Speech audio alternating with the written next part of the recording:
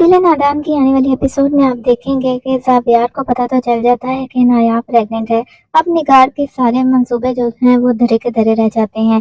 वो नहीं चाहती थी कि ज़ावियार को पता चले कि वो बाप बनने वाला है, लेकिन दादी बता देती हैं। इसलिए निगार अपना पूरा प्लान चेंज कर लेती है। वो तानिया को अपने साथ मिलाती है और वो मंसूबा बनाती है कि नायाब के बच्चे को इस दुनिया में आने से पहले ही वो खत्म कर देंगी।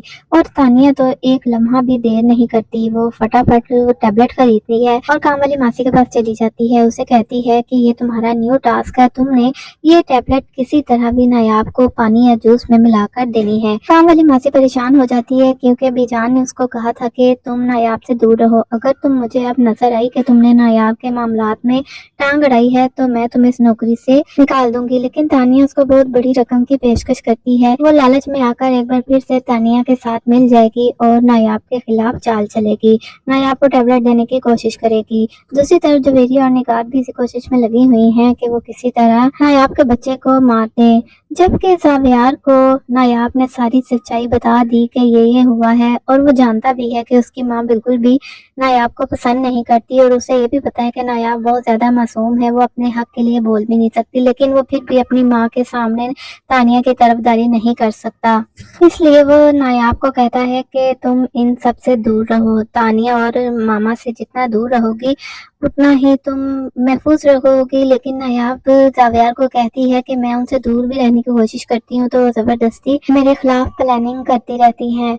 लेकिन ज़ावियार मानने के लिए तैयार नहीं है। वो कहता है मुझे इन सब से दूर रखो क्योंकि मैं उलझना नहीं चाहता। ज़ावियार अच्छी तरह जानता है कि वो अपनी माँ के सामने बोल नहीं सकता, नायाब की साइड नहीं ले सकता, इसलिए वो नायाब को ही खामोश रहने की बात कहता है। और दूसरी तरफ नायाब बहुत ज्यादा परेशान है। वो सोचती है कि ज़ावियार को हकीकत मालूम होना चाहिए क्योंकि मुझ पर तानिया और निगार तरह तरह के इल्जाम लगाती रहती हैं। कहीं ऐसा ना हो कि ज़ावियार को उनकी बातों पर यकीन आ जाए। लेकिन ज़ावियार जो है वो नायाब को बस खामोश रहने का कहता है।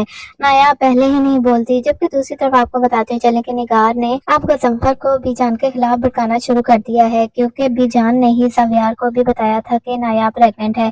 इसलिए गजम्फर को कहती है कि तुम बीजान की सारी जायदाद जो है अपने नाम लगा लो क्योंकि हो सकता है कि वो नायाब और उसके होने वाले बच्चे को सारी जायदाद दे। ऐसा करने से पहले तुम भी जान को कहो कि सारी जायदाद तुम्हारे नाम लगा दे। मैं तो सोचती थी कि तानिया की शादी जुनैद से करवा दूंगी तो वो बड़ा सी जायदाद लेकर आएगी, लेकिन दुर्दाना ने भी क्या दिया अपनी बेटी को।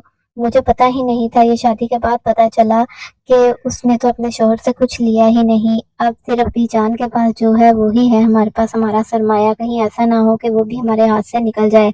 और गजम्फर बीजान से बात करता है, उनको कहता है कि अपनी जिंदगी में ही आप ये सब कुछ मेरे नाम कर दें। लेकिन जब बीजान गजम्फर को कहती हैं कि मेरे जीते जी तो ऐसा बिल्कुल भी नहीं होगा क्योंकि इस जायदाद में ज़ावियार और नायाब का भी हिस्सा है, मैं अपनी बहू को भी हिस्सा दूंगी, उसके होने वाले बच्चे को भी।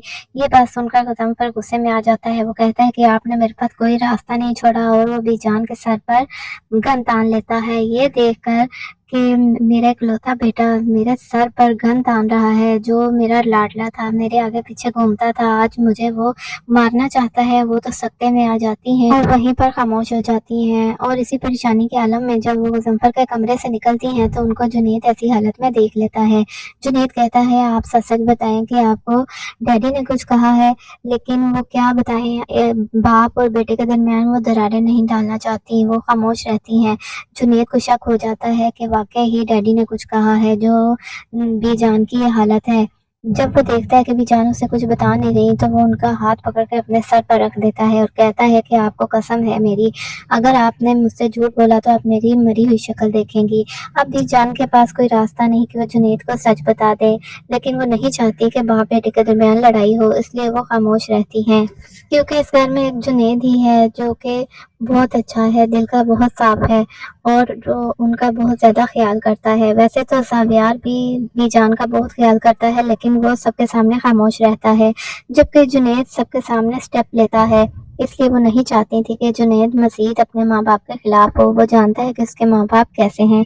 दूसरी तरफ तानिया भी जुनैद के साथ बहुत ही बुरा सलूक करती है और जुनैद से कहती है कि जब वो नायाब की साइड लेता है तो कहती है कि मुझे तो शक है कि बच्चा ज़ावियार का नहीं बल्कि तुम्हारा है और तुम्हारी भाभी के साथ ताल्लुकात है।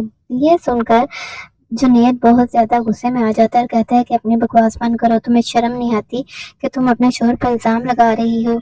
تو تانیہ کہتی ہے کہ اگر تم چاہتے ہو کہ میں یہ بات سب کے سامنے نہ کروں تو مجھے طلاق دے دو، کیونکہ جنید چاہتا تھا کہ رشتہ نبھائے تانیہ کے ساتھ، لیکن تانیہ رہنا ہی نہیں چاہتی جنید کے ساتھ۔